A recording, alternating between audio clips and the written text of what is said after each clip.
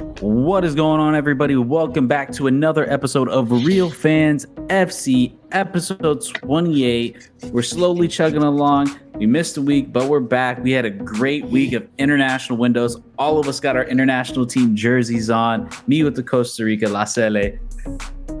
Adam back after missing last week with his Poland jersey. And me and Adam both had big playoff play-in games to get into our competition, so we were on the edge of our seats leading into this. But we're going to get into the Euros later. We're going to start off with Concacaf and Concacaf Nations League and talk about the abysmal effort by Panama against Mexico and how bad they looked and what are they going to do about the future leading into Copa America. And I'm going to lead it off to you first, Will, since you're the one that's the most distraught right now. Yeah. Oh, thanks for the introduction, Julian. Abysmal. I mean, yeah. That's definitely one way to put it. No, he's not wrong. He's not wrong. And like he said, excited to get back on here with you guys, talk some footy action and dive into it. But yeah, I'll start with Panama and kind of like you said, the Nations League, also USA, Jamaica. I'll just start off with Panama from the gun. Obviously, this whole week, the country, and I will even say the past year and a half, we have been on this cloud nine momentum, all these winning games. We made the Copa Oro, the Gold Cup final.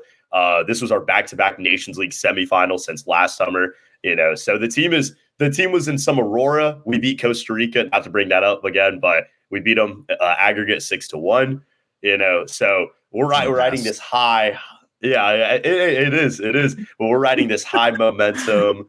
We're doing all these good games. Obviously our manager, Thomas Christensen, I still truly believe is the greatest manager right now at the moment in CONCACAF. But like you said, I think reality hit us. And the two things I really just want to kind of say about the national team, because I don't have too much to say other than we got to fix this. And we have a summer that we have to save with Copa America and the World Cup qualifiers starting as well, is the youth development.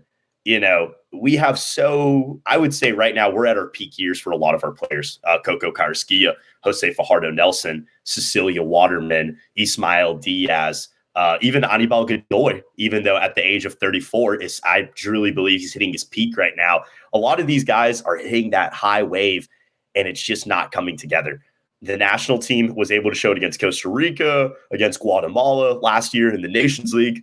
But I think, like I said, the truth and reality is we came up against a Mexico team that was better coached, or excuse me, not better coached, better.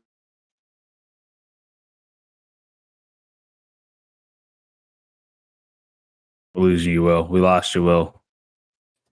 Rose. Damn, Will. No. All right, there we go. Is it that South Georgia internet? They just wanted to just shut you up. They're like, all right, we're they don't want to hear the news, but yeah. But no, it's just honestly, I think that's the big thing is we're starting to hit our years now with these guys. We're starting to hit miles, big miles on a lot of these players.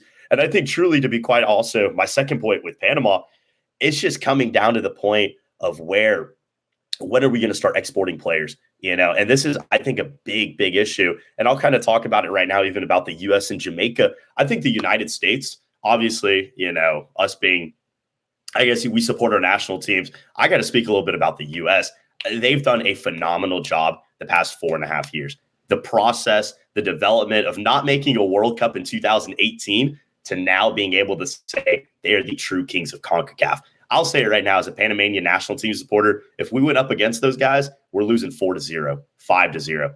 They're kicking our asses. And it's as simple as that because their team is well prepared. They're well built. They have such good depth. And I think they just showed it and even displayed it, even in that Jamaica game, going down 1-0 early. Very. Oh, boy. I'm we lack creativity. Yeah, so I'm just gonna guess because I think I know what you were gonna say there. I think because you cut off for a second. Did you say that like they started out and lacked creativity, or you started out bad and then it could, like, just clarify a little bit, just quickly. Yeah, no, like you just said, Adam. Just okay. So you Okay, all right. So I was just making sure because he did cut off there, so I wanted to make sure. I kind of heard what you were getting into. Yeah. So I wanted to see like if I can put the context clues together and Yeah. save us the explanation. Yeah. But yeah, no, I didn't get to watch that game, unfortunately. USA Jamaica, I was able to watch a little bit of. Um, but Julian, I want to pass it off to you because I want you to take the lead on this because you've definitely been following it more. What are some other things that you want to talk about on this? Yeah, I mean, quickly on the Mexico Jamaica thing, that was a little bit. It was just a disappointing result, and this is also considering that Mexico also didn't even look that great in that game either. Mexico versus Jamaica? They met. Not my bad. Mexico versus I think Panama. he bet Panama. Okay, okay, that's what I meant to say. Yeah, Yeah, I was Mexico like, versus okay. Panama, and they missed like some opportunities, especially from Chucky Lozano and like so on and so forth. And then certain lineups, I don't know what's going on with Mexico in general. They're just going to continue to be a shit show and believe that their league is like a fucking competing with the Premier League. But I did not expect. I mean, I had a feeling Mexico was going to win, but I didn't think that Panama would fumble the bag so hard, and that was the biggest shock. Oh. And this still is recurring. And I know, Will, you've told me this multiple times, and I see it. It's just the lack of attack, and for that Panamanian team, it's just lackluster. And then and then Mexico then advances. Then I'll go to USA and Jamaica real quick. USA, man, God, Greg Berhalter really knows how to play down to the level of his opponent. You have all this talent in the world, and then Jamaica on top of that they were missing like 6 of their best players. They were missing almost every single. I think they did miss every single Premier League. That I did. I did see who played. So Leon Bailey who protested against it. You had Pinnock, and everybody else was pretty much injured. And look, I got a lot of shit from last episode about like, oh, USA has dual nationals and you don't see them. What I was getting at with Jamaica was that Jamaica is solely relying on dual nationals to get them by. They have no sort of development system that is pushing these guys to hit higher levels like what you're seeing in the US. The US has invested a lot into academies and MLS academies. And I know there's a lot more money in the US and it's harder and there's more corruption and stuff that's going on in Jamaica. But when you look at a lot of the best players that are coming from Jamaica, Leon Bailey, even though he's from Jamaica, he left at like 10 years old from, I believe, somebody who adopted him, brought him over to Germany. So the problem with Jamaica is I don't know how sustainable what they're doing is. If they can continue to bring on these dual nationals, that's great. But you're still going to have the issues that Leon Bailey brought up that is going on in the Federation. And I don't see the long-term, long-term success in this doing. And that's all I was getting at with the dual national thing. If you can't get dual nationals, great. And I want to, but if there's no infrastructure, you can't rely on other people's infrastructure to get you going. I hate to butt in there, but I do want to add to that and say, like, if you look at the teams, and there are exceptions, and those exceptions tend to be the leagues where there is corruption. In countries with like high GDPs, those leagues tend to be at least the top 3 to top 5 in the region, maybe even better. Like if it's, if they're doing their business well and it's one of the, better countries. So, you look at like for Asia, like the Japan, the J League is pretty good. It's actually, someone would argue in some senses, for like talent creation for Japanese, it's stacked. So you could say that for like a lot of regions. You can say that for Central America. I mean, it's kind of a reason why it's kind of a reason why Costa Rica has dominated the region for so long. Yes, it's because we have the league with the most money. Our economy's not bad. Like it's safe. Like there's a lot of factors that play in. So that's why I wanted to say that because Panama is now a growing country. I was going to say shitting on Panama right now, Julie. No. But if you look at like Honduras and El Salvador and Guatemala, they're very far behind. But Panama's catching up to Costa Rica because Panama has just money right business. But that's what I wanted. So that's what I wanted to add about going back to Jamaica is that that's their problem. If you look at countries in the region, like what, and this isn't a slight to them. Maybe if there's anybody who's Jamaican who, or at least knows people who are Jamaican, can tell me more about it, then I'm happy to hear. So, if you're watching this on YouTube, just leave a comment, and I'm happy to educate me on this. But you know, I feel like they have that problem. They aren't. It's not like they have extreme poverty. They're not like Haiti right now. Um, Oh gosh, yeah. yeah, they're like, you know what I mean. So it's like That's a tough they situation. what can they do? Like, what is their issues? I don't know too much about Jamaican politics and their economy, so I can't really speak to that. But what I do know is that they're definitely one of the weaker economies in the region. Not the weakest, but weaker, and that's gonna hurt them. So to Julian's point, if that's what they're gonna do, and they're gonna try and have that dual nationality thing, that can be a temporary fix, but it's never going to be a permanent fix. It's just not. Um, Maybe it will be if they can keep doing it right. Because if they continue, if scouts continue to know that there's talent in Jamaica because they're great athletes and some of them have talent at those kinds of things. Because a lot of the Jamaican Americans have played sports, and I'm sure in plenty American sports leagues. So yeah, that's basically my point. Is like if I don't think it's sustainable because it's difficult. But if the scouts from big like European teams and like maybe even mainly European, scout them and are continuing to scout them and are willing to keep investing and bringing them in, and those players continue to because places like Germany and places like England are super competitive. So if they can continue to bring in those players on dual nationality, it could work. But it's kind of like a 50-50 situation. So I don't know if you want to put all your eggs in that basket. Yeah.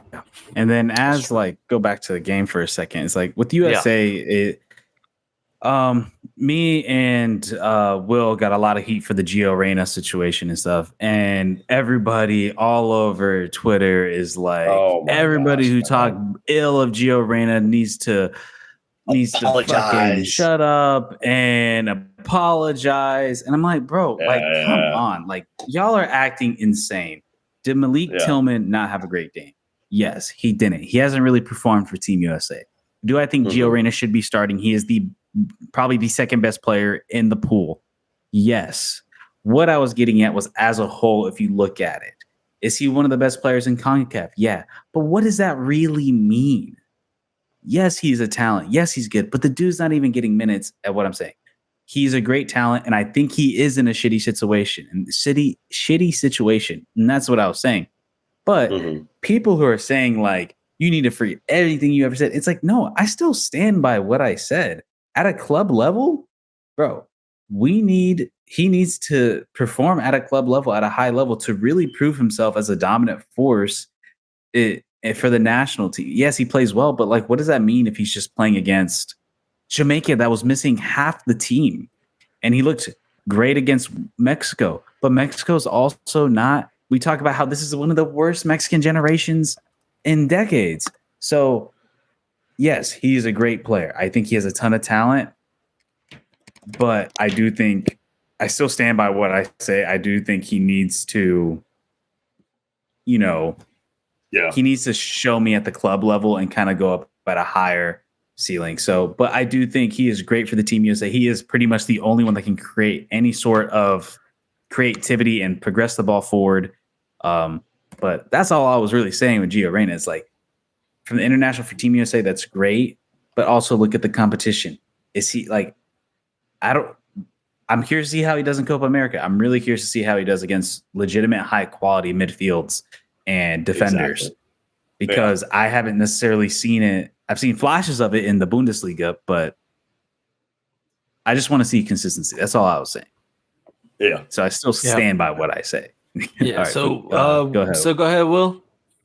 Yeah, I think real quick with Gio Reyna, like you said, a great guy. We were not shitting on him. We were not saying this guy's a bum or anything. So all those U.S. men, national team supporters can hop off. We're not saying that. We're just saying that the guy is genuinely, and like you said, he's not going to be facing Cesar Montes and who's their other center back, Johan Vasquez. It's going to be a lot harder in Copa America. So we'll see if he's really about it or not.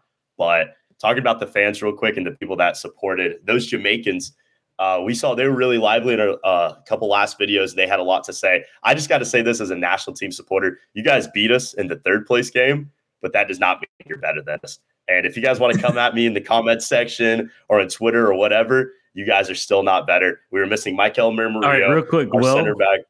Yeah. I was going to say full strength Jamaica, full strength Panama. You think the result still stays the same? Absolutely. Absolutely. Oh, okay. No. The last you still one think had? Jamaica? Yeah. Oh, no. Hold on. No. We're you beating them. Jamaica still beat you if they have full strength and you have full strength? Absolutely not. There's no shot. There's no shot. I think a full strength Panama Jamaica squad beat you? Yeah, I think Panama's handling them 3-0. A full Panamanian team. Wow. And even, I'll give a Jamaican a full team as well. Leon Bailey can make something. Ethan Pinnock would be hard to beat. Panama's still beating I think Pinnock and Bailey, because they would combo well. So that'd be tough. But yeah, so I just wanted to I don't see it here on the topics list, but I did want to on the Nations League, because this is the one match that I really did like watch like most of the game, and I made sure like when I was missing like a little bit, I would watch like the highlights after, like extended highlights. So I know a lot about this game. Got to talk about the final. 2-0 to Mexico.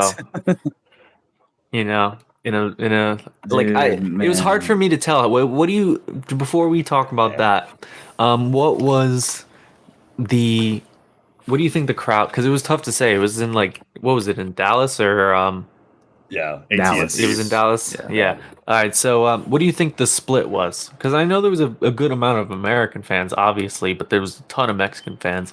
So maybe 80-20. 80-20. I was gonna say 30. To who? To who? Mexican. 80. Really? Yeah. Wow. Oh yeah. I was gonna say 30, like 70-30. Okay. Yes.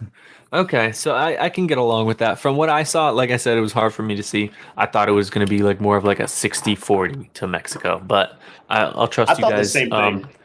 I thought the same, but I think you might be right on that. They do. They're willing to pay the ticket price. They really are. So I want to just talk about everything you guys said about Mexico. Like, I didn't watch those games, but like I know I've been following the Mexican national team and like what's been going on. So like it kind of was expected. The game was just great. It was such a great game, banger of a goal.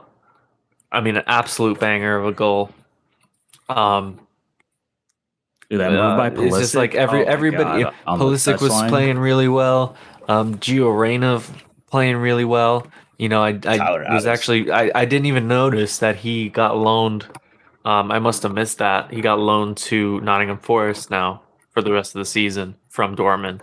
Yeah. So that's now we got 2 Nottingham Forest players on the Team USA because Matt Turner is their goalie as well. So that was just a great game, and this is really cool, and this goes to show you how far that not Concacaf, but the U.S. Federation has come. Is every single player who started that game plays in a major European league. Isn't that fucking wild? Like, that's crazy. A major European league. It's awesome. And listen, I have nothing against the MLS. I'm just kidding. Oh. 4. But that's what I wanted to say. If you guys want to, most of them do start though. No, yeah, but like I said, I have nothing against the MLS players. I think they're very good, but it's just I feel like it was more symbolic for me, because that's always been my gripe and why I've never really respected the U.S. national team, because I was like, you have the potential to have such great talent, and you have at the time a shit league shit MLS. MLS was garbage. Like I said, when I went to school at UCF from 2016, changed majors in senior year, and then finished in 2022. But I moved out in 2021, so I spent 5 years in Orlando. The first year I was there in 2016, I went to an Orlando City MLS game, and I told my friend, like my friends who, my soccer friends, that the quality of the football was just absolute shit. Like it was, I was like, this is horrible. Like, what am I watching? Like This is the Kaká like this, years. yeah, yeah. He was the only one who was good, but like the team around him was like dog shit. The quality of football was just like I felt like I was like if you told me this was the third, like it's not even if you told me this was the second division, so League One in England, I'd be like, no, these guys are worse than that. Like that's how bad it was, and the fact that they've come so far now is a great thing. So I just don't get me wrong. I think it was more of a symbolic thing because that was always my biggest gripe. They had problems sending their players over to Europe, but they've improved the league. We develop good players. We have in the past, but now we're developing a lot of good players in a lot of good positions, and I feel like they're playing. They're playing the international game the way I felt like they should have been playing the international game the whole time. And that's why I never rooted for them because I couldn't root for them while they were being stupid, and I do 90% Polish, I'll definitely support the US now, but back then I was like, nah, sorry, you guys like until you fix your game, I'm not going to support you. So I'm glad they did. Well, even to a Berhalter, like it makes you like how much I believe he's necessarily holding back these players with his certain tactics. Like I think they could be even better and push and strive even higher. Yeah, but he's not. I don't know. It depends because he's not horrible because he's inconsistent. Like he'll be good. Like I think he was good, like tactically wise for and team selection wise for the Mexico game. I just think he plays down. Mexico seems to be the only opponent where he doesn't play down to their level. I feel like everybody else plays. Why can't he? Why can't he tell the? Because we know they have the passion too. Because they play in Europe. And the one thing too that I think he finally started to get together this cycle is he got rid of all the MLS lifers, the guys who were already peaked. They're average players in MLS. They're not even like stars in MLS. He's got like guys like Christian Roldan, Paul Arriola, Kellen Acosta, fucking. I don't even think Miles Robinson is that great. Like these guys are like lifers that they peak. This is who they are. Like they're Jordan Morris. Like you got to get rid of these guys. Stop calling them up. You have too much young talent. You have too many players that are playing at higher qualities. And if you are going to bring in an MLS player, I have no problem with them being in MLS. Just have them be younger, or they have to be an absolute star in the MLS. If you're Hani Mukhtar, if Hani Mukhtar was a United States citizen, I have no problem picking him up because the man's a fucking MVP. But if you're Kellen Acosta, I don't care. Why are you here? You're average at best in MLS. So it's like there's no point. If you're going to be an MLS player, you either got to be young and show a lot of potential, and you want to put him out there so he can get sent overseas. Or you have to be like the fucking guy. And so, but to end it off with the game, pretty much, I thought USA just dominated once again. Mexican is just like, it's over for Mexico. Like USA is the king of CONCACAF. It's just is what it is right now. I don't see Mexico really coming back and competing anytime soon. It's going to be a long time. And I think Mexico is going to continue to be on the decline. And after seeing, I don't know if you guys saw on Twitter today, fucking Mexican fans are putting it all over the place that Liga MX is the fourth most watched league in the world, higher than Serie A. So they're going to keep on living in their delusional fantasy base of like, and not the fans maybe so much, because I think a lot of fans agree what's going on. But let's say the federation and the Liga MX owners are just living in this fantasy world where they're the best and what it is. But I mean, look, if it hits them too that MLS ends up winning Champions Cup, then so. But yeah, let's go talk a little bit about the Copa America playoff, getting those final 2 spots. Yeah. So let's quickly talk about Canada versus Trinidad, because I think this was probably the least interesting of the 2 games. And I'm just gonna real quick. I just want to say, like, I expected Canada to advance. You know, on paper, I did look at the matchup for both of these games. I knew you'd be following Costa Rica, but like I said, I've been busy. You know, with my job and all that shit, man. It's just been crazy. So I'm gonna leave you guys to talk about this, and then we can move on to. I'll monitor the time, and then we can move on to the next topic. So you guys take over. I'll listen. All right, Canada versus Trinidad. I think me and Will both we didn't really go over it too much last week. It's kind of exactly what we expected. Like the discrepancy in talent is just so huge. Yeah, Canada was going to win 2-0. I don't know if you have anything that you want to say about that game, real quick, Will. Like you said, honestly, I think we expected Canada to win.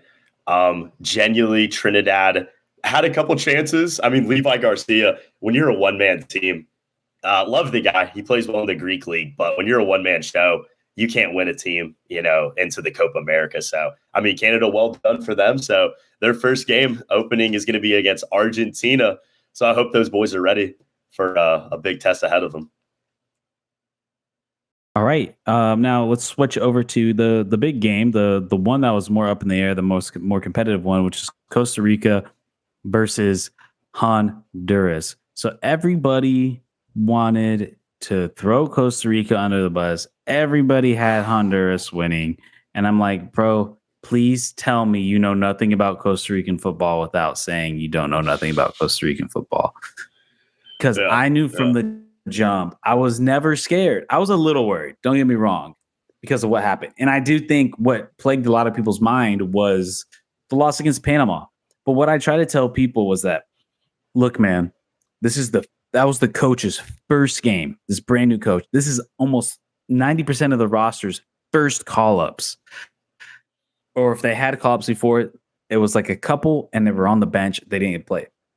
This team showed the quality that I was telling that people what this pool has. This is going to be we are finally in the transition. We have left all the old men behind. That former golden generation from 2014, left them all in the dust. The only people that are still here and the only people I want to continue to see is Keylor Navas and Francisco Calvo. Those guys are mainstays. They're staying. Everybody else is brand new. Everybody else is pretty much under 21, under 23. I think the average age of the Costa Rican team was 23 years old. And then, yes, Honduras did miss a couple quality players, but I still think even if Honduras still had those players, those higher level players, I still think we win this game. I thought they dominated on all fronts. Yes, Honduras got the quick goal at first from an absolute banger of a goal on the volley, but Costa Rica immediately answered right back. Then had a beautiful goal and a beautiful run of play between Manfred Ugalde passing it back to Madrigal with his header, and then absolutely banging it at the top bar and getting it in. And then finally, Orlando Gallo from deep to absolutely drain it. So pretty electric atmosphere too at the FC Dallas Toyota stadiums. Mostly Honduras fans from what I could see. It looked like it was maybe 60-70% Honduran fans and then about 30-40% Costa Ricans. There's just not a lot of us in the United States. I got to say, it might have been more. Going to be outside of I do. Because the thing is, unless you're in Florida or you're in New York or New Jersey, those are where pretty much all the Costa Ricans are.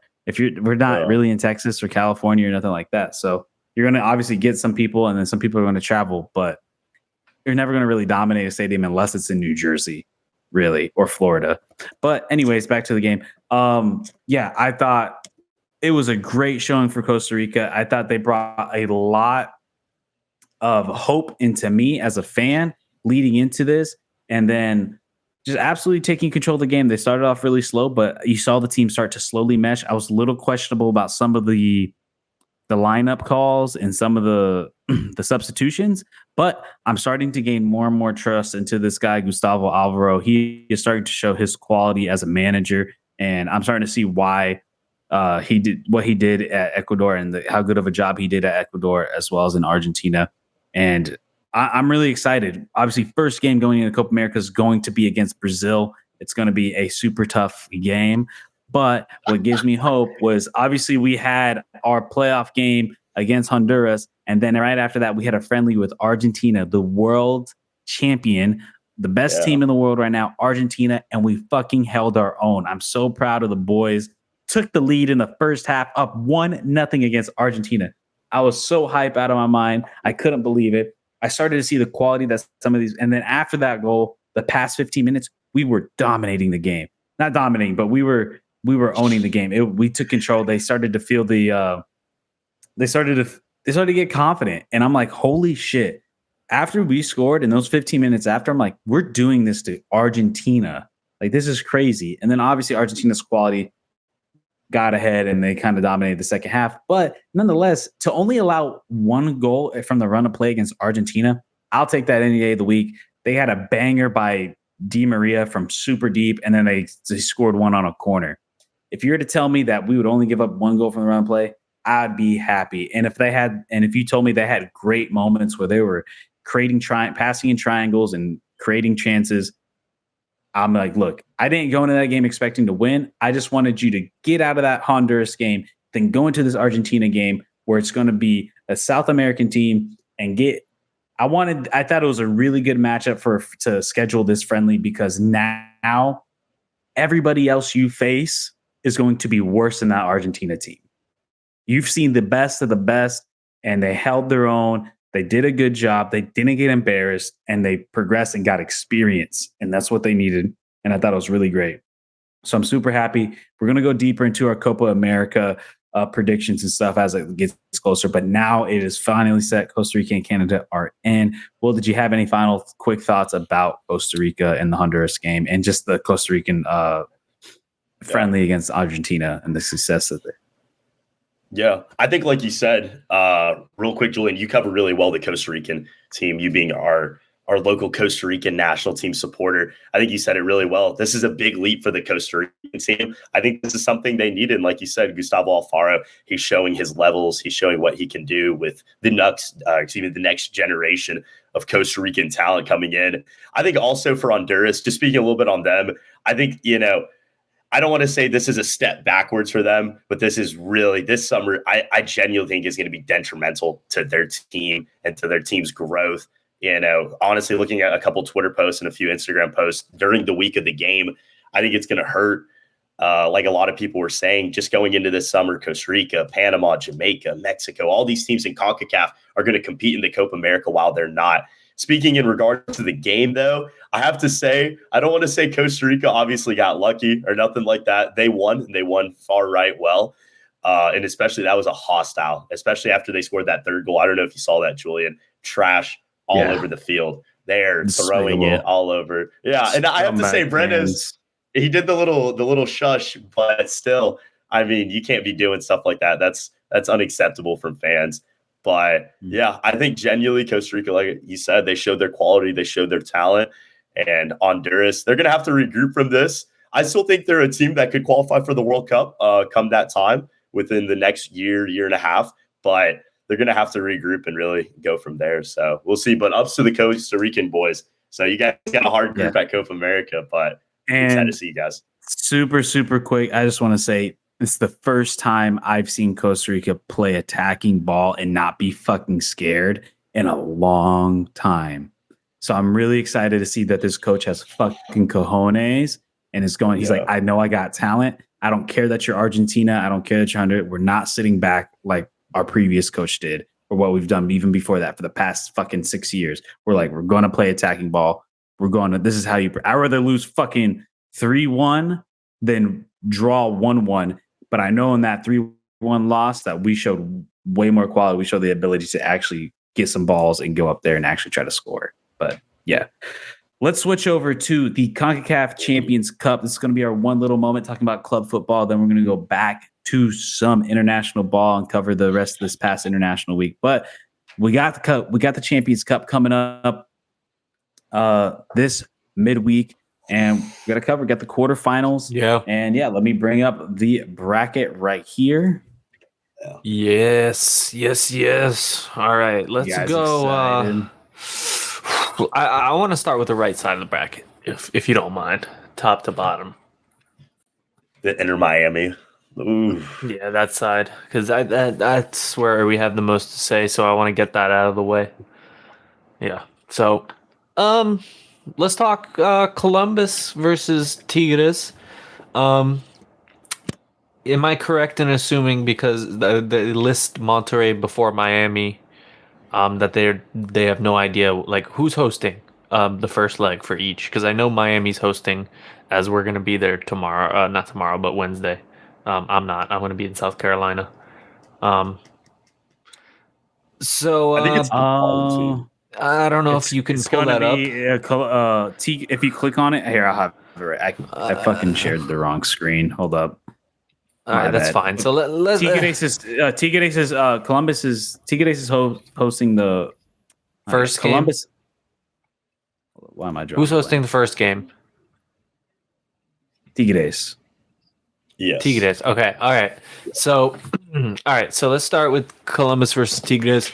Tigres starting at home. It's important because they still use away goals. So that's why it matters. There you go. That's perfect. I didn't know you can do that, but that's good that you got that. This is gonna be. I'm hoping it's a good matchup because I think it really should be a good matchup. It's really gonna depend on Columbus's performance at Tigres. They get away goals. If they get 2 away goals and are not down by 2 goals, like if they're down a goal and they have 2 away goals, or they're drawing, or even winning, obviously, then I think that they're gonna go through. If they can't get that, then I would go for Tigres on this one. It's gonna be. I hope it's an interesting match, but definitely it's one of those where I could be wrong, and it could be just kind of like, you never know. Like Tigres could end up just absolutely stomping Columbus in that first leg, and then leaving them kind of no hope. But your guys' thoughts, Julian? What do you think?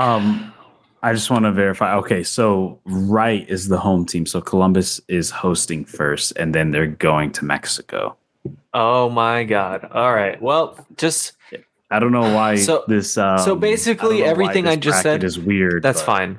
So everything I just said, just reverse it. Like, I'm not even joking. Just reverse it. So Columbus need to hold Tigres to low away goals and lead by, what I said before. Like what would disqualify them if they were not hosting. I'm not going to go through that much because we'll be here all day. But just reverse kind of what I said. And yeah, and then so it's going to be interesting. I hope that this is a fun matchup. So, yeah, Julian, go ahead. Yeah, man. I think for Columbus to really they gotta win this next game by 2 goals. I personally think. I think going to Tigres is going to be a super, super tough ask. They gotta be aggressive. They gotta go up, and they got to win by 2. I firmly believe that. And if they don't win by 2, I have a hard time picking them because you cannot let Tigres get more than 1 goal, especially with the way goal rule that's currently in place, which I really hope they get rid of next year. That is if you're that first team, man, you cannot let them get more than 1 goal. You cannot, because it's going to be so tough. Because you let them get more than 1 goal, that means now you're going to have to go to Tigres and drop in 2. You can get 1. I believe Columbus can put 1 on Tigres in Mexico. But trying to get 2 on them is going to be a really tough ask, especially because this is a very good Tigres team. So I think for Columbus to advance, they got to go up by 2 goals in that first leg, and then try to hold out that final leg. My guess for my personal prediction, I'm going with Columbus here, man. I'm going to take the risky bet. I know they don't have the advantage, but I think Columbus has a quality to do it. They're on a fucking roll. They started the league super hot. They're still doing really well. They didn't skip a beat against Houston. I think this is going to be an amazing matchup. I'm going to go Columbus gets the job done. And I wouldn't be surprised if it goes down to a shootout. It's going to be a super close matchup, but I think they're going to get it done. Yeah. All right. I just want to, before, we're going to try and go through the picks quicker because we don't want to be here all day. We've been having some long pods recently. So for those of you sticking with us, we appreciate it, and just stick with us just a little bit longer. We're gonna get through some stuff, and we promise we'll cover everything. Right. So, Will, what do you got? Well, once you, yeah, real quick, I think Tigres is going to win this, guys. I don't want to go against the tide. You have to look at Orlando City, Philadelphia, even Cincinnati. These guys all got mollywopped at home. They couldn't score. I think Julian even said it. They have to score at home. If Columbus can put up 2, maybe even 3 at home and prohibit Tigres, because that away goal advantage, I mean, that's also serious as well. Yeah, I think real quick, that's why I said, I hate to interrupt, but I just want to say real quick, that's why I was saying, like, I hope it's a good match on paper. Because based on, like, Tigres, it was, like, I couldn't get the words out.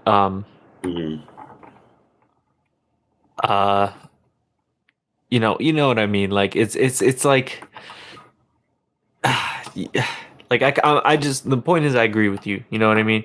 Like it's like it could go that way. Yeah, but yeah, Tigres. I think Tigres is going to do it. I think Liga MX fans are gonna they're gonna start talking their shit that they normally do, and they're the best league in the world and stuff. But I think Columbus is. I think it's gonna be a tight one though, but it'll be a good matchup for sure. All right, let's go to the next game. We got Inter Miami versus Monterrey. Inter Miami is hosting the first leg, and then we got Monterrey hosting the second. All right, man, this is going to be a really good matchup. So Messi is supposed to return for this matchup. He is skipping this weekend. He has not played in a while. It's going to be a couple weeks since he's played. Everybody else is playing. Man, this is going to be really tough. This is going to be a super hard game for me to predict because obviously Inter Miami came off a terrible, terrible matchup against New York Red Bulls. Obviously, how much does the weather play into a factor? There is this weird thing where it's like, man, Miami just something about them not having Messi there. They just don't perform to the qualities that we expect from them.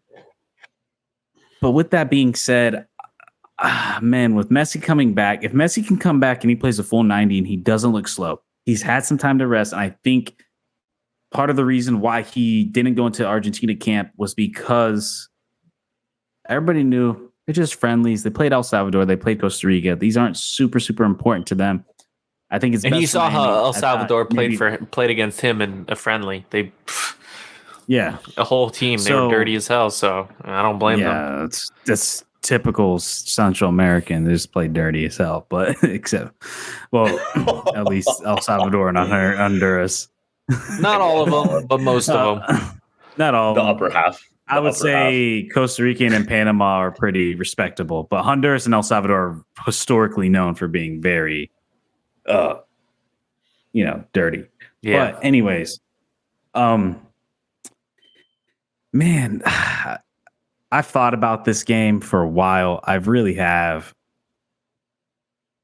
How can I bet against Messi, man? I can't until I get proven otherwise. All this man has done is win fucking trophies. If he's playing a full 90, I can't bet against Miami right now. I can't. So with that being said, I think Miami is going to get a multi-score advantage going into that second leg. And I think it doesn't matter that they're playing in Mexico because the likes of Suarez, Busquets, Alba, Messi, all the young Argentines on the team, these guys, Diego Gomez from Paraguay, these guys have seen hostile environments. This is nothing new to them. And that I think they're going to have the quality to get it done in advance. It's going to be close. It's going to be so close. I don't think it's going to be a blowout at all. But if they continue the track that they're going, you take away that New York game, if you continue that, they're going to play really well. Yeah. because I can't bet against the Magic Man. Yeah, I can't. Yeah. So this is what I'm gonna say. I basically agree with everything that you just said. So it's gonna come down to it. We know that Messi has been injured. They've had a lot of games, and surprisingly, they've been having certain players play more than the older ones, especially playing more than I expected. Especially with the run of games. So my hope is that if with the Redondo minor injury, um, with the new signing that we just made. I forgot his name, but whatever his name is, From like Boca that could Juniors. help. Apparently, he's supposed to be Yeah, yeah. terrible, but Whatever, we needed somebody. Um, so my thing is if assuming that like they are just gonna, because it's already confirmed. If you guys didn't know, Messi will not be playing the game tomorrow. We're recording this on a Friday, so Friday night. He's not going to be playing tomorrow, so that's just already confirmed. So my hope is that he's going to be ready to go. They don't give a shit. This is a big game at or hosting Monterey. Big, big, big game. So they need to have everybody fresh. So I'm hoping that Tata is very responsible. I know the league's important, but this is crunch time now for this tournament, and with Leagues Cup and all that stuff that's gonna have the break. It's a long season, is my point. So if I agree with Julian, I cannot bet against Messi. So assuming that they are prepping for this midweek game and they're not gonna go crazy, which is indicated by the fact that Messi's not going to be playing. Already confirmed, Also- not even going to be on the bench. So I agree with Julian there. If that's their plan, and then the boys come out, all playing for the Monterey game, and they're ready to go, then yeah, you can't bet against them. Yeah. And then two quick interesting facts. Right now, Monterey is the number one team in CONCACAF. They are the best team right now, whether it be on paper, whether it be by performance. They are super hot. With, everybody that entire squad has so much. That's depth. why I said. And That's the why I attack said they is so needed good to. between Canales and Brandon Vasquez and Quinones. Like the team is just That's so why. good. Yeah, And but that's why I said what I said, because like they need the full squad for that. Like Monterey is because of what you just said. And it's going to be the first time Miami plays internationally in Mexico for an actual competitive match.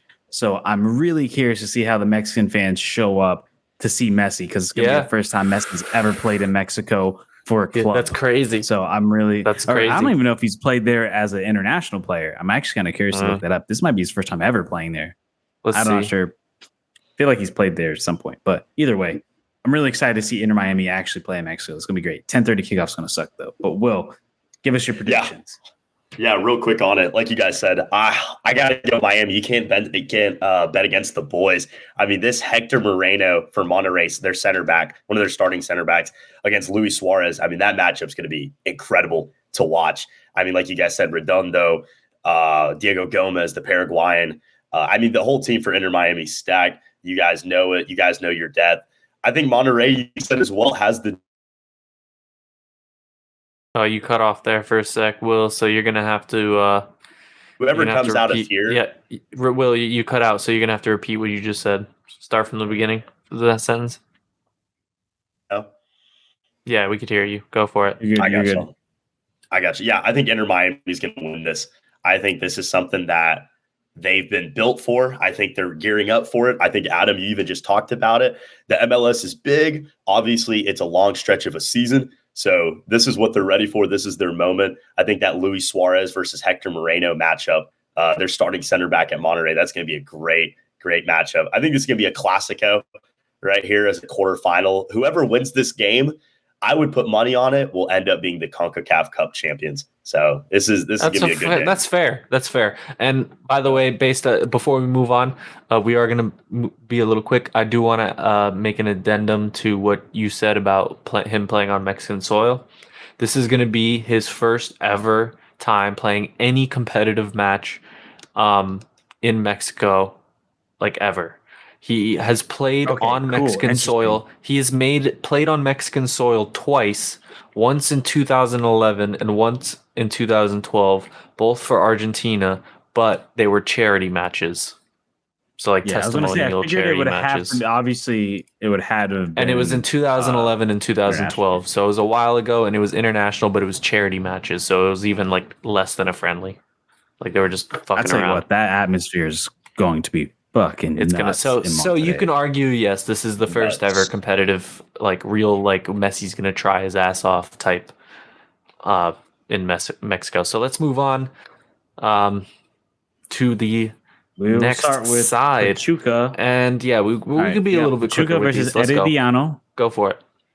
Pachuca, Herediano having an amazing comeback. We talked about this a couple weeks ago, what they had against Toluca. Obviously, we all expected them to be Robin Hood, the Suriname team. It wasn't super competitive. Now it's going to be the first time I'm going against another competitive team. I will say this. So the man, Orlando Gallo, has been making a fucking name for himself after what he did against the Toluca team, after what he did for the national team for Costa Rica. He has taken that CDM role for the national team by the fucking balls because no one else is stepping up. The guy is playing super well right now. He's been a heart in the midfield.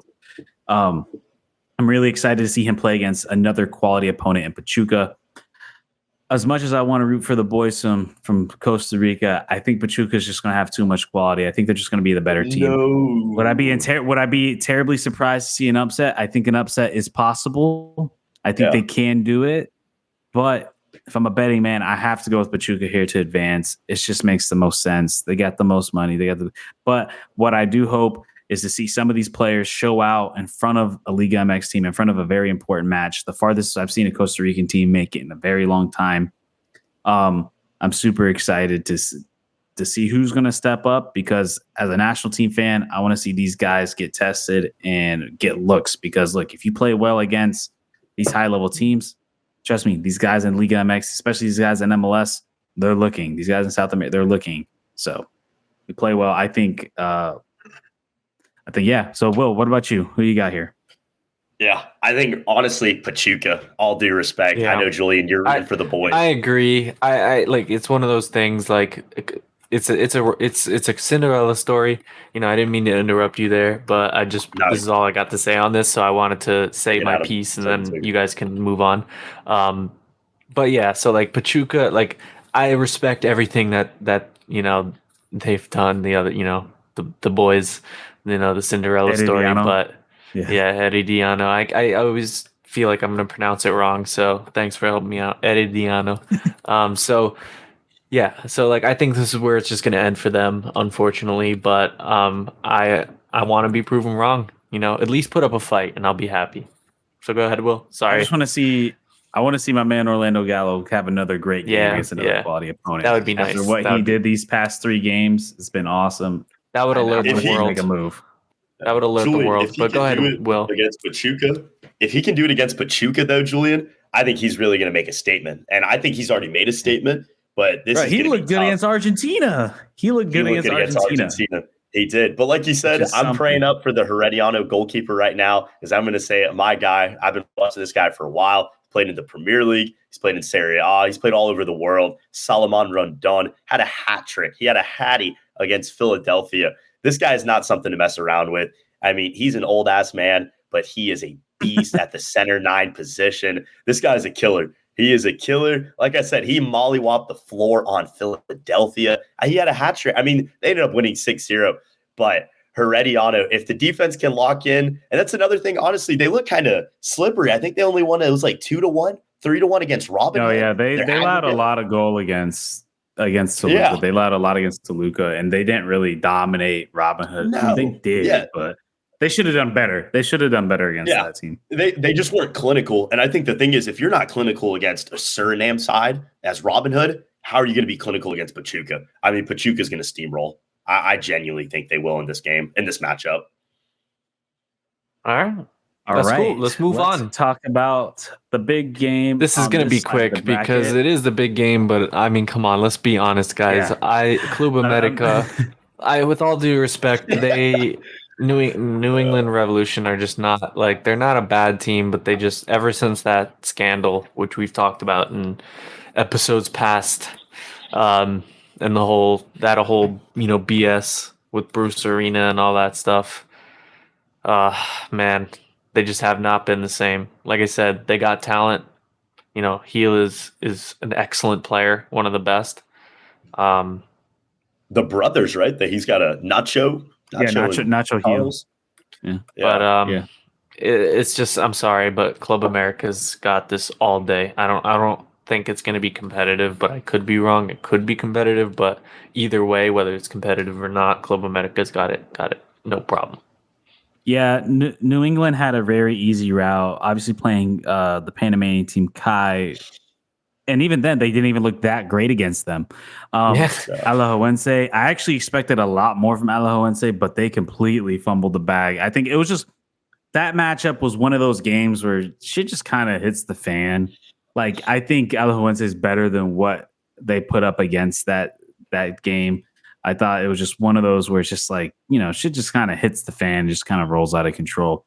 So this is going to be their first actual super high quality matchup. They do have the home field advantage in the second leg because of the amount of goals scored and their goal differential. So that is there to help them. I do think while Club America just has so much more talent, they're by far the better team. I do think having that home field advantage is going to help them. And I do think New England does have some quality to make it interesting. I think they can make it interesting. They can put up a decent fight. But with all due respect, America is just going to take this away. I don't think New England necessarily has a chance. I think America might run away with it in that first leg, and New England's just going to have to play catch up. And then the Club America is going to put in a goal in New England, which is going to even help them even more due to the away goal tiebreaker. It's just America is just going to advance here. I think they're coming out of this entire side of the bracket, to be fair. Yeah, I agree. Yeah, Will? I agree. But yeah, go ahead, Will. Yeah, I think you guys said it. America's going to win. Or excuse me, Club America. I think they just have too much talent. Yeah, I think this team, and they've really showed, even in their last game against Guadalajara, against Chivas, I mean, they went up, what was it, 3-0? They dominated Chivas.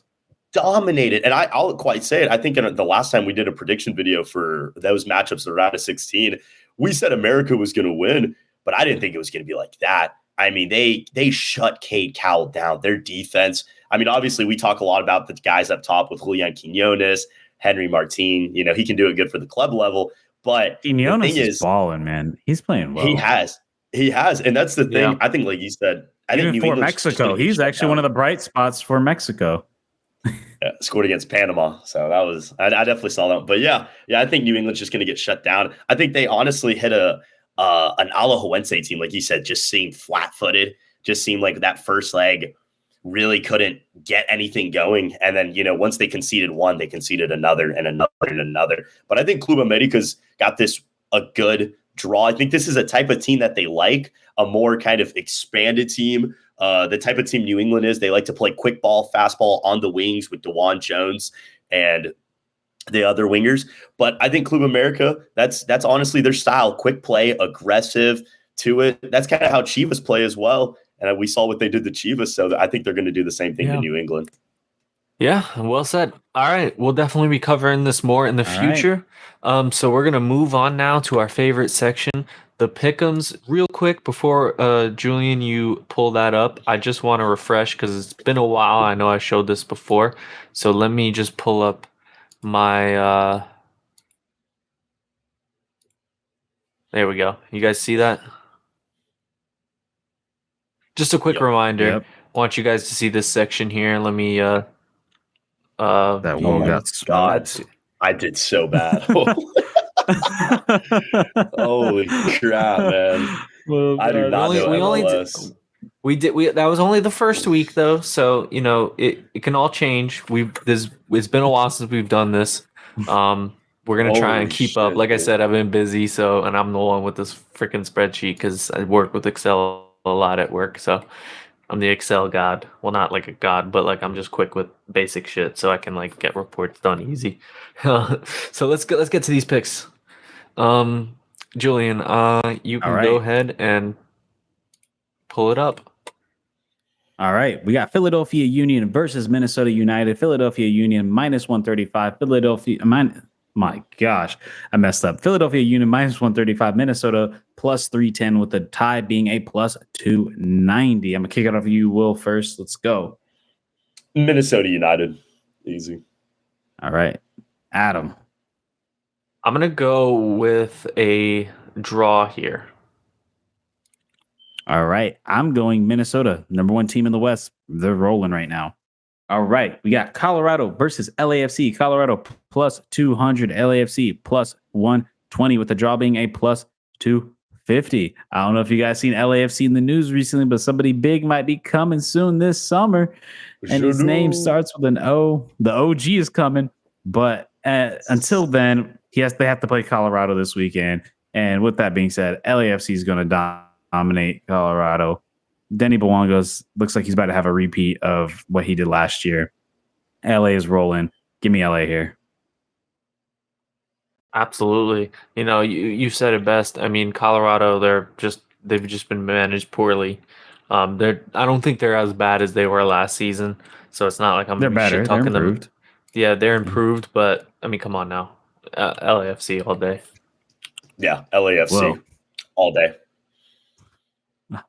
All right. Unanimous. We got Toronto FC versus Sporting Kansas City. Toronto plus 155. Sporting KC plus 160 with the draw being a plus 230. This is actually a pretty quality matchup right here. Toronto playing well. The Italians are starting to get together. It looks like Hernan is starting to kind of mesh these guys and starting to play well. Sporting KC, not too bad of a start.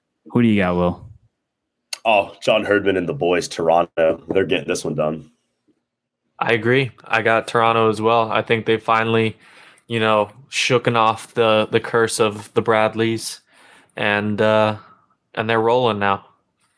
Toronto. Yeah, I got Toronto here as well. I don't know if you guys saw that incredible 1-2 between Bernardeschi and Insigne last week, but man, those guys are starting to feel each other again. It looks like they're kind of happy, but yeah, let's go to the next game. We got Orlando City SC versus New York Red Bulls. Orlando City plus 130, New York Red Bulls plus 200 with the draw being a plus 220. To me, this has draw written all over it.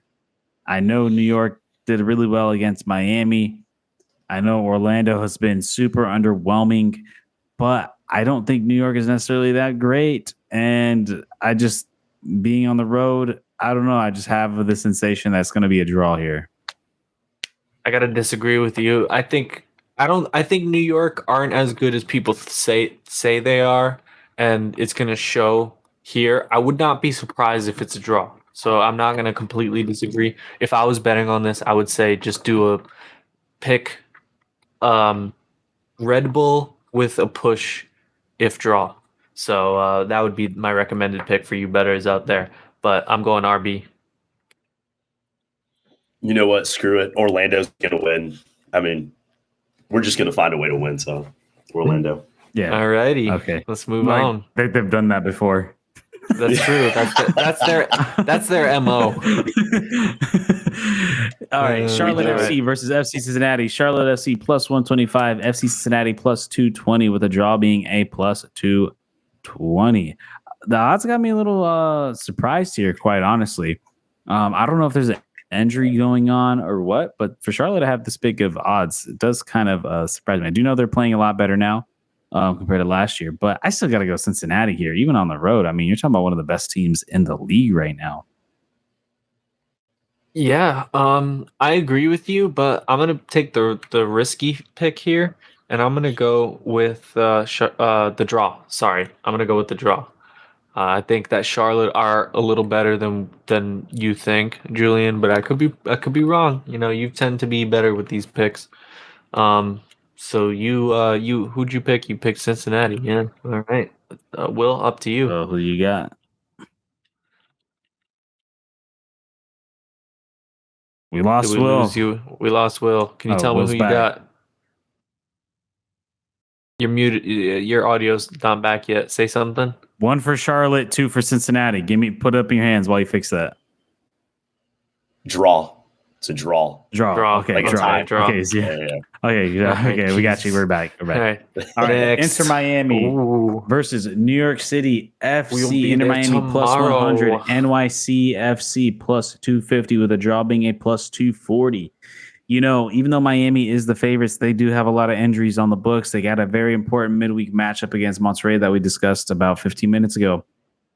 I think because of that, they're going to rest a lot of players. A lot of players have injuries or light knocks. I think you want to go full strength going into that game. They're going to rest this New York City game. Yeah. And because of that, I think they're going to lose. I'm gonna say, like, I think that some of the players that they do have, that are younger, that are available and aren't injured, I think they can help. It's going to be tough defensively, so we'll see how the midfield goes. But I'm going to take the risky pick here. I'm going to say draw. I think Montreal, if I'm not wrong, was a couple weeks ago beat Inter Miami at Inter Miami. So I think that just showed that they're beatable at home. But I think I'm going to go with the draw as well. I think it's going to be a good game. Fair enough. All right. Let's move on. We got DC United versus Montreal, with the DC United being minus 140, Montreal being plus 340, with a draw being a plus 290. I think they're putting a lot of faith in DC United right now. Quite honestly, I like Montreal. I think they're playing really well. I think they got a really good coach on their hands. Obviously, underling of Wilfred Nancy. I'm going with the draw here.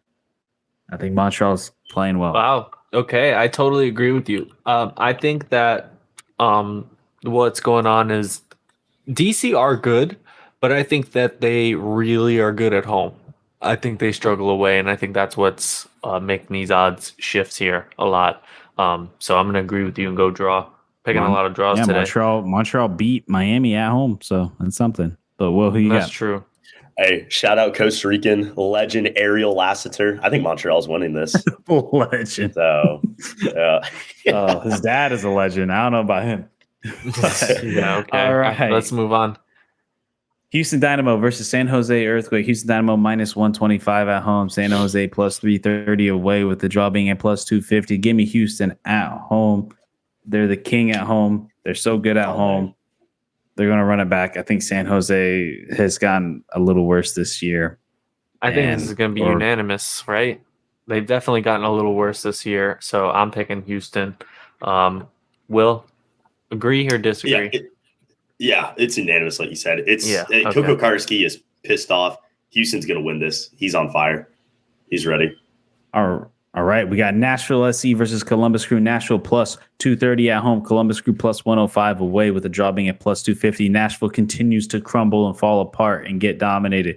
Columbus still on a hot streak. The only thing that might stop Columbus from winning this is that they got a very important midweek match against Tigres. But with that being said, I'm still going to take Columbus, and I think Gary Smith is out soon on the hot seat. So give me Columbus here. Yep, I agree. Again, we could be wrong. This is definitely a tough game to bet on because of Columbus's important midweek game, as we talked about earlier. But I gotta take the Crew. Yeah, give me Nashville. All right, that's fair enough. Columbus, I don't know. I think they got to focus on Tigres. If you think they're going to rest that much, then I wouldn't disagree. But if that's what I thought, I think I'd probably go more draw. But yeah, let's move on. Next. Oof. I know what I'm picking Austin for this FC one. versus Dallas. Austin FC plus 155, Dallas plus 165, with the draw being at plus 220. Man, honestly, I don't know what to think between these two teams. They seem so similar. I'm gonna go with the draw here at Austin. I think both these teams are very middling. I think Dallas might have the slight edge, but Austin at home, it can be pretty good. So I'm gonna go draw here. I'm gonna go with Dallas here. Actually, I think Austin still, they just haven't looked great. Yes, they're at home, so this probably favors a draw, like Julian said. But I think that Dallas are slightly better, and I can see them being the kind of game where they can sneak out. Yeah, so I think with their talent, they're the type of team that can sneak in that one goal or two goals that are going to win them the game. That Peter Musa guy was a good signing for them. Yeah. I think he's going to be really good in this league. Yeah, we'll see. Go ahead, Will. Will, what's up? It's a Texas showdown. It's going to be a draw. Give me the 220. Fair enough. All right. All right. We got Real Salt Lake versus St. Louis. Real Salt Lake minus 135. St. Louis plus 320 with the draw being at plus 290. Man, they got Real Salt Lake really confident at home. Man, this is a tough one for agree, me. though. I think the odds are a little wild. I don't know. They're a little wild, but I something. still agree that they're going to win. I could be wrong. I wouldn't recommend taking it at those odds. Yeah, though. I'm gonna go Salt Lake. I'm gonna go Salt Lake to win. I do think the odds are a little crazy. Yeah. But I'll still go Salt Lake to win. Yeah, I agree. The odds are a little crazy, but it's fair to say that St. Louis, their strength is obviously at home, So it's not horrible odds, but it's just a little too much slanted. So I would not recommend anybody to pick this. I don't even think I would put this in a parlay. Stay away from this game, but RSL. Hey, this is the MLS. Anything can happen in this league. St. Louis I think they're gonna kill RSL. I think this is their week. Oh, right. Okay. That's a bold one. Let's move on. All right. This one might be the game of the week. Yeah. Definitely. LA Galaxy versus Seattle Sounders. LA Galaxy minus 110. Seattle Sounders plus 260 with the draw being plus 260. Both these teams riding super high right now. They made a lot of signings. Both teams made a lot of signings this offseason. A lot of quality on the ball. A lot of them getting healthy. But with that being said, I think LA is going to take the victory, especially being at home. I think they got a little bit more to offer. They are a little bit younger. They got a little bit more speed. I think because of that, LA is going to win this game. Curious how it ended up on. Okay, yeah. I think I agree. Seattle, they just haven't, I thought they were going to be a little better. It's not like they're bad, but so on paper this is kind of a good matchup, but LA have just been playing so good, and then I think at home it's definitely where Seattle are their best. So I'm going with Galaxy as well. What do you think, Will? Yeah, Seattle. You cut off. Oh boy, I think he said the same thing. So I'm just gonna say LA Galaxy, and we're running short out of time, so let's move on. You said Galaxy, right? Well, you got. Yeah. All right. Cool. Let's move on. Okay. Cool. All right. Vancouver Whitecaps versus Portland Timbers. Vancouver minus 115. Portland Timbers plus 280 with a draw being at plus 270. This is a really interesting matchup, but I'm gonna go with the draw here at the plus 270. Got a Cascadia matchup. Mm-hmm. Man, this is a tough one for me. I wouldn't mind putting a couple bucks on the draw, but I think I'm gonna have to take Vancouver on this one at home. Yeah, I think I got to go with Adam on this one. I think Vancouver. Portland hasn't looked the best on the road, but we'll see. I think Vancouver's got the win.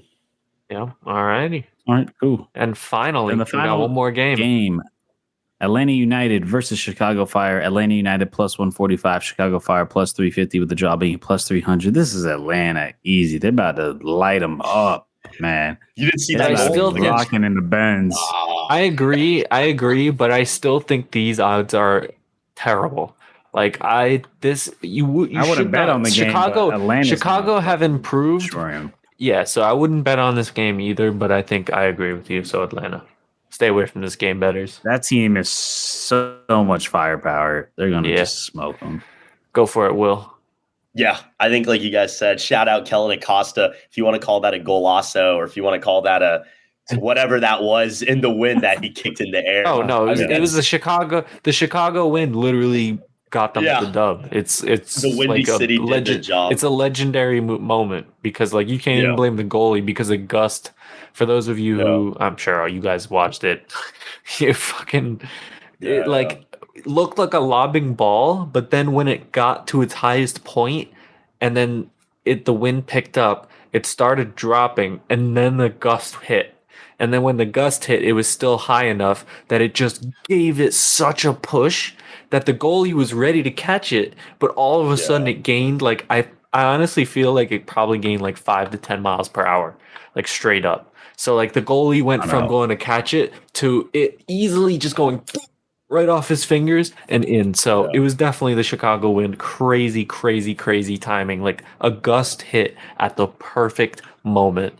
That is, I mean, if you believe in God, sounds then like a skill that's issue. okay. Sounds like a skill MLS. issue. All right. Yes. All right. like So an what do you MLS say, issue. Will? All right. What do you say, Will? What do you say, Give me Will? Atlanta. Give me Atlanta on this one. All right. Perfect. All right. So those are our And- picks.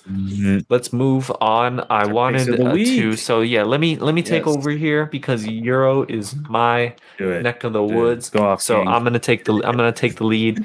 I don't know if you guys have watched.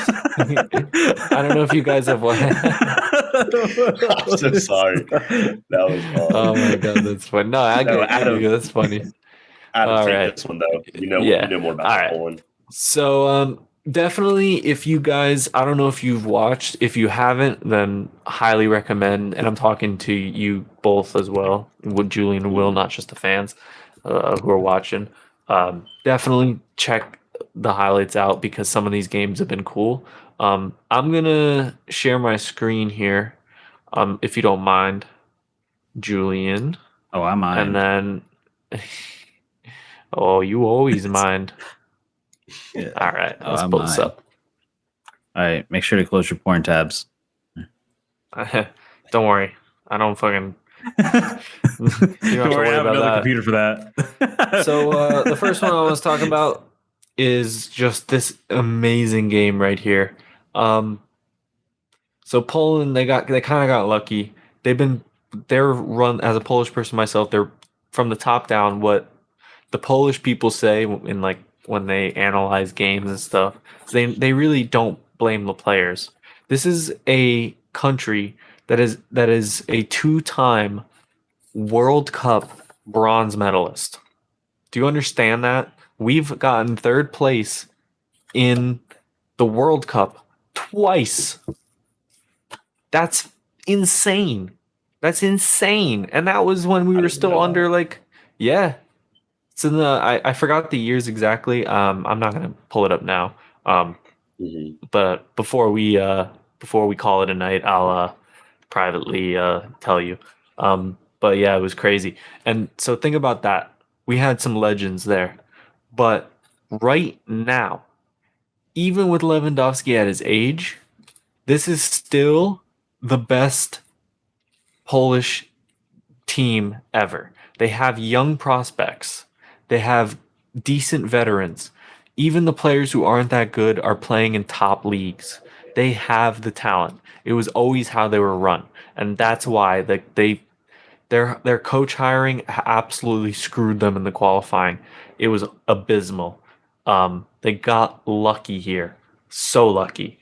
They woke up. I don't know too much about the manager that they hired, but I from what I hear, I think he's good for now. I think he can let the players play the way they need to play, and he's not gonna like outcoach anybody, but I don't think he's gonna ruin games. Like he'll play correctly enough where the players won't be able like put in a position where they fuck up. Which can happen. Like it just depends on the opponent. Like they'll get smacked, but that's a conversation for another day before we talk about Europe. So so did you guys happen to follow what happened with Wales Poland that game? Julian, you want to talk a little bit about it? I missed that one. There's so many other games going on. I Definitely happened watch to the miss that one. highlights. So it was a crazy game. There was it was really good. So I would say each team had their moments. But I would say in terms of chances throughout the first 90 minutes, Wales were probably the better. Definitely in the first half, Wales were the better team. Like I said, Poland had their moments because they can counter. But yeah, Wales was a little better. And in the 45th minute in extra time, Wales had a goal, but they called it the on-field offside. And actually, when they looked at the replay, they didn't have good angles. But if they had they probably had the VAR lines. Like if they had the angle, but for some reason the TV didn't. Um, it was offside. So like I'm sorry, like if you're any Welsh people, like I know it's heartbreaking because you guys like definitely deserved the goal in the first half. Yeah, I'm sorry guys, but that's just how it is. So they went to penalties. Poland were had the better chances in with their because they have good depth, so they had better chances in extra time. So they were able to give it a go. Yeah.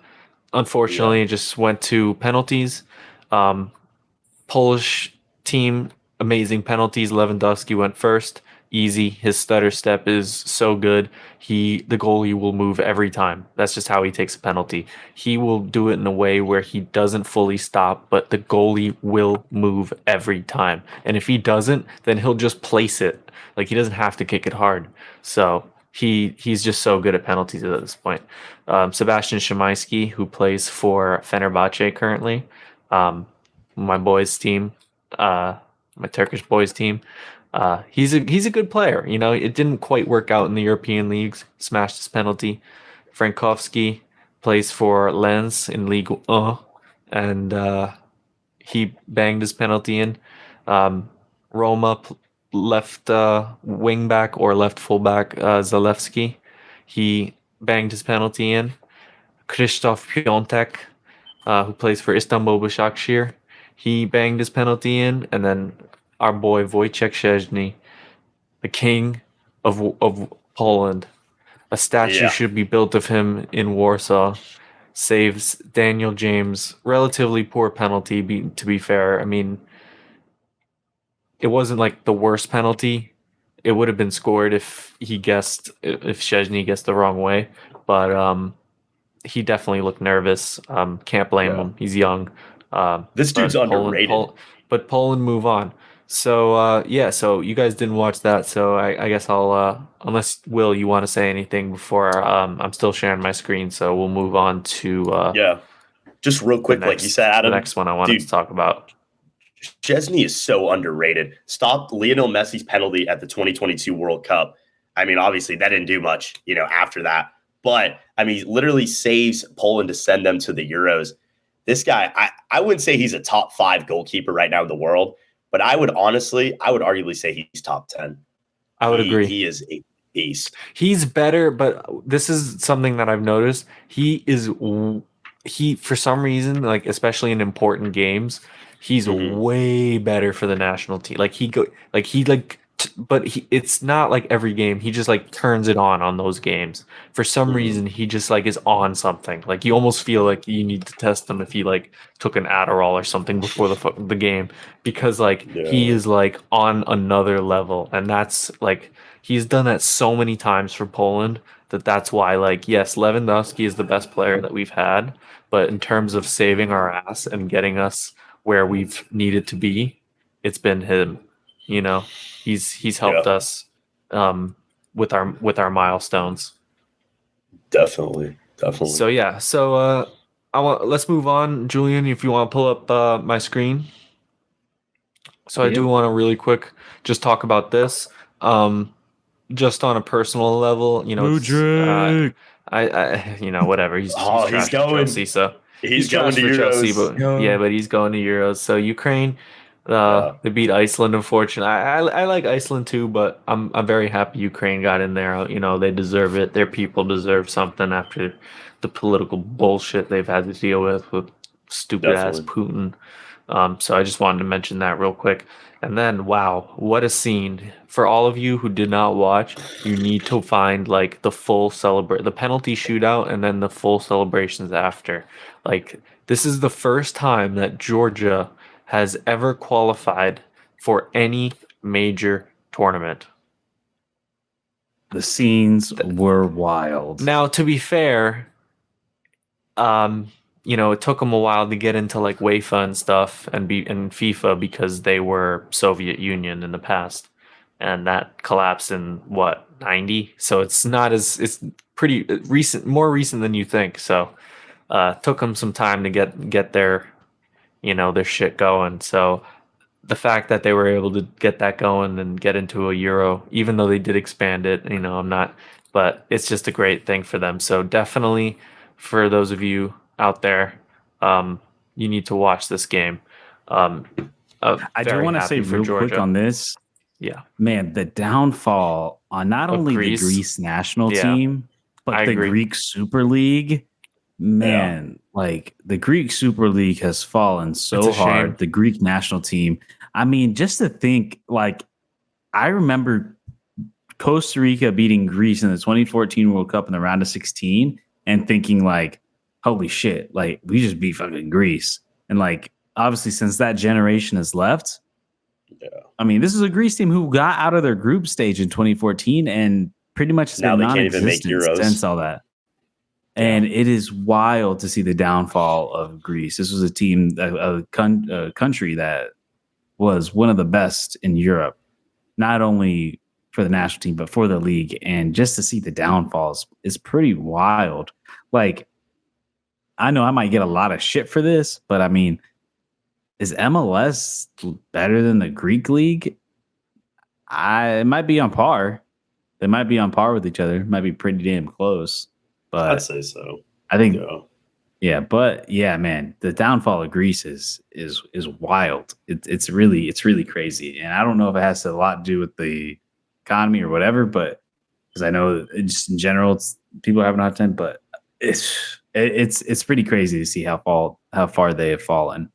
But yeah. So we got one more topic to talk about. We want to get through this. We're going to cover the important parts about 5 minutes. I just want to say the first thing is we're going to be talking about some of the international things, the Cotton Bowl versus Europe. I just want to say some things because we want to talk about the Brazil-England game. Don't quite have time to talk about Spain game, but we are going to mention Lamine Yamal. I mean, so I want to say my piece on Endrick and Lamine Yamal, and then I'll let you guys go, and then we can both talk about Brazil. We can all talk about Brazil, England. So I totally am going to agree with everything you guys are going to say about Lamine Yamal. I'm not going to go too much into detail because I know you guys are going to cover it better, especially you, Julian, because that's kind of your area. La Masia. And Endrick, like I think everybody knows, like I don't even feel like it's necessary to talk about it because it's like everybody knows how fucking good he's going to be and how good Lamine Yamal are going to be. So definitely want to get your guys' thoughts. I don't think you need to dive into too much detail because I think everybody agrees with us. And if there's anybody who wants to comment and doesn't agree with us, then we will gladly respond and call you an idiot. So go for it. So I'll start first. Lamine Yamal, I know I'm a Barca fan. I know I'm going to get the shit for it. But the dude can play. I've watched this guy for all season so far, and he is probably the best player on that Barcelona team. The guy's talent is unreal. The fact that what he is doing at 16 years old is absolutely incredible. Insane. 16? And now he's doing it for the Spain national team. It is this guy. He is the greatest. He's the greatest alum from La Masia since Messi. He is like what he is doing is absolutely insane. And then as for Edric, I think Edric is playing out of his mind. Just scored for Palmeiras and Brazil the amount of this trophy case is fucking insane right now. What he's doing, and then also to score against England, and then to go ahead and then score against Spain, absolutely incredible what this guy is doing.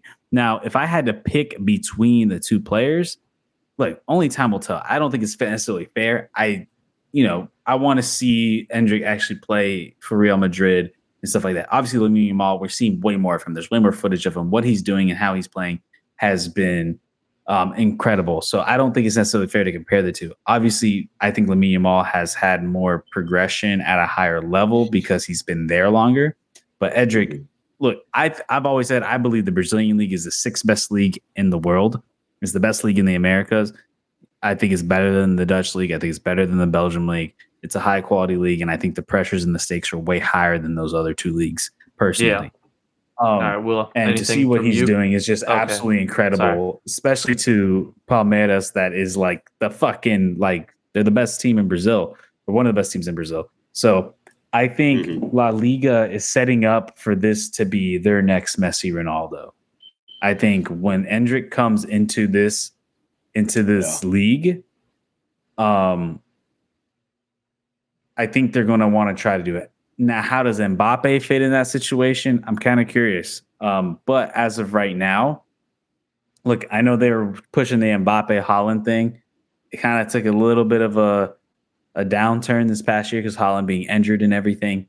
But I don't know. I think now that the Messi Ronaldo saga is kind of over, I'm really curious to see if we'll ever have that kind of two-headed monster ever again, or who is going to take those reins as that. So I'm really curious to see the future of football in general. And I think La Liga is going to do everything they can to help kind of, push these guys, because they got to replace what they had. Because right now it's been kind of, especially in the Barcelona camp, it's been kind of down in the dumps, especially, and trying to see how things go. So, but until then, Barcelona also has to play better. So they need to. I think they now have a piece to build around in this Lamine Yamal kid. I don't think Morocco has a chance of getting him. I think he's pretty much in Spain's bag. Yeah, don't get me wrong. Morocco's an incredible 100%. Team, and they're having their golden generation in Morocco.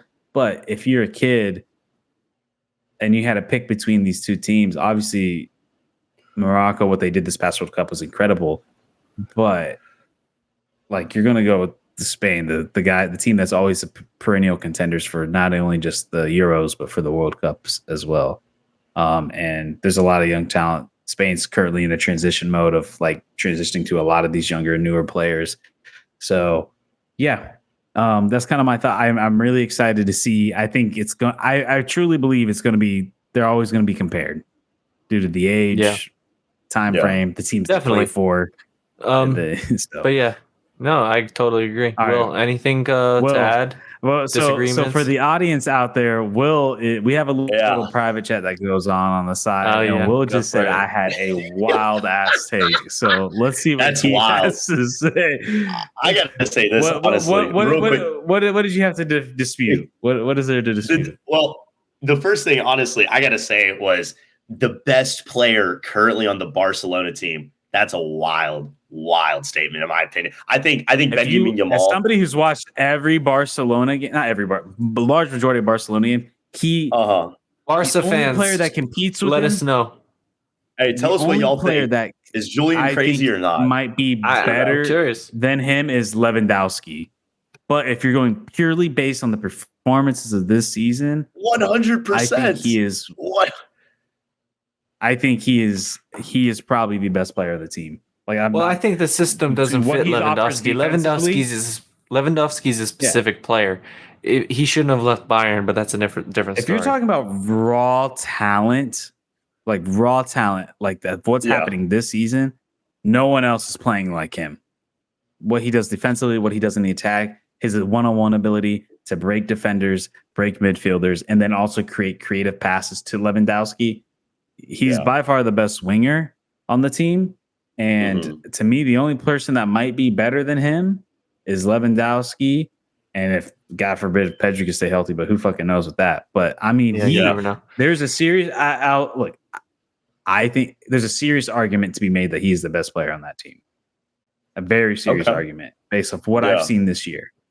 Well, I want to hear what people in the comments have to say. I want to get this dispute going. So, but I do really want a quick say on the topic of CONMEBOL and Europe on the international friendlies. I think CONMEBOL showed what's up. I think they went in there. I think they went full force. Colombia beat Spain. Colombia beat Romania. Brazil beat England. Had a good 3-3 draw against Spain as well. Chile beat Albania. Put up a really good fight against the French. Well, Albania's trash.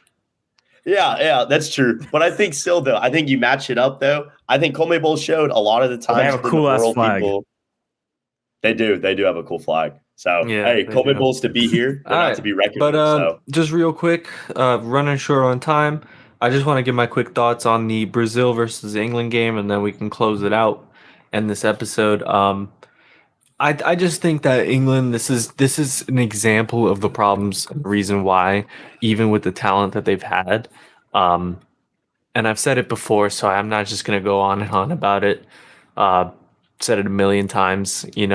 They like Harry Maguire. Like, I'm sorry, I don't care how good the team is around you. If you have Harry Maguire playing defense, even if he's a good, just like tough dude and tall dude, good aerial presence, like trust me, he's not a bad player. It's just is that like you can't have those center backs if you want to win.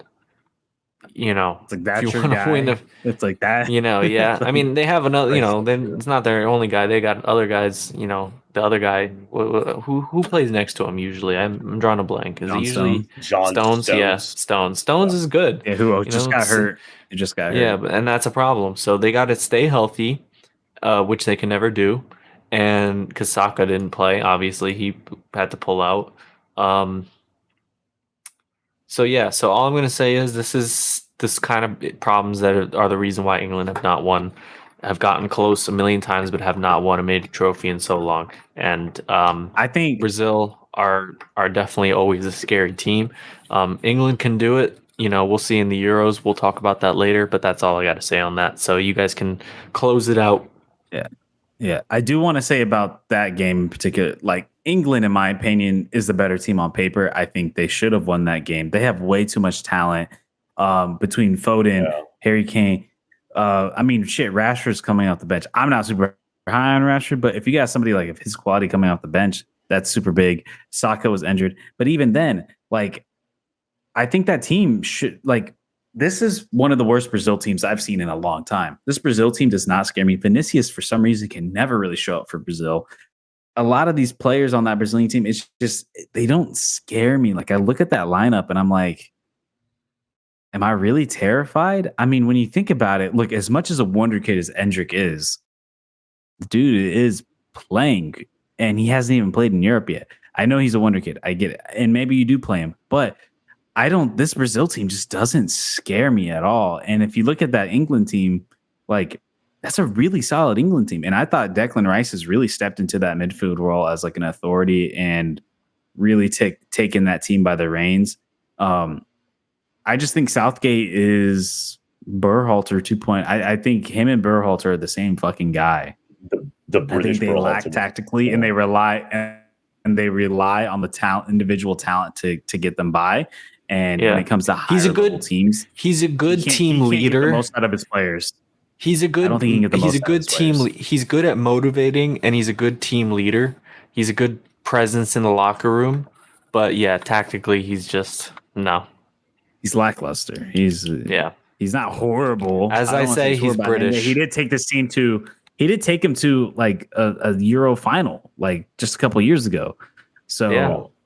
Like I said, it's not. He's not like he keeps the teams. The team spirit is always never an issue, which is good. I think that's probably. It's arguably more important. I don't know. I would have to think about it for a long time, but it's arguably more important than the tactical side of things. Depending on the talent you have. This is a really good generation for England. They're all young. They all have a ton of talent playing the best teams in the world. They'll get better. So they got time. Their window's not closing. It's opening. Yeah. Their window's just opening. I just don't know if what's his name is his answer. Is the answer. Yeah. We'll see. Yeah. Gareth Southgate. That's who you're thinking of. But yeah, Will. Final thoughts? Final thoughts, wrapping it up. England, Brazil. I think Brazil's back. Everybody these past months, I've been saying, oh my goodness, what happened? And Julian, you're completely right. This is one of the worst Brazil teams, I would say, probably the past decade. Honestly, they don't have as much depth as they had in the past, but this is still Brazil. This is still the 5-time reigning World Cup champion. You can't mess with these guys. They're going to show up, show out any single day of the week. And I think that's what they did in Wembley Stadium. They came prepared and they were ready for this window. So I think they're going to make a lot of shouts. I know we'll talk a lot more about Copa America coming up in the months to come. We have plenty to talk about. I mean, it's going to be a fun summer. So, Might need to Yeah, I do think like they split should do this episodes more between Euro regularly. and stuff. And honestly, I think that they're going to do this more regularly because after the success of the 2021 summer, which it just so happened that because of COVID, it pushed the 2020 Euros to 2021, and then Copa America had 2021. Yeah. They saw the ratings of what those two lined up together did for, like, especially here in America. I think Fox was like, shit, we got to make sure that these are getting scheduled on the same thing. So I think this is going to be something that is going to be consistently happening every 4 years now, where they're going to try to line them up at the same exact time. Right. Euros in the morning, Copa at night. Yeah.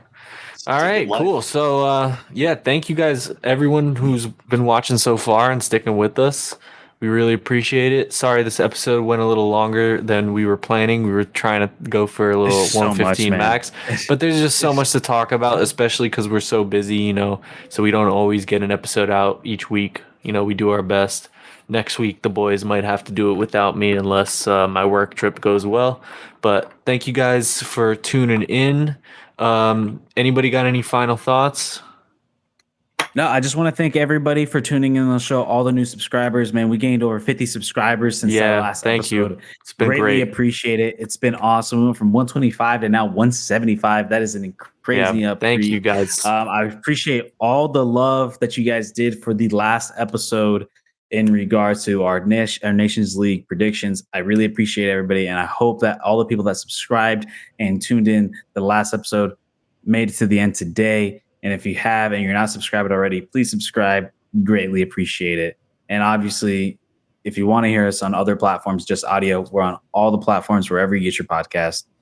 Yep. Will, any final thoughts for yourself?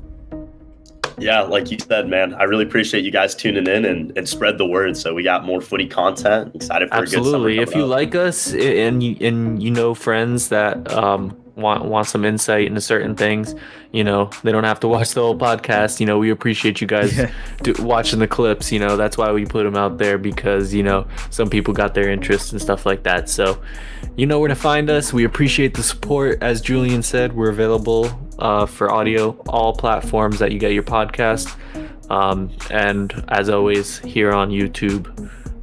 So thanks again for tuning in, and I guess that's it for us.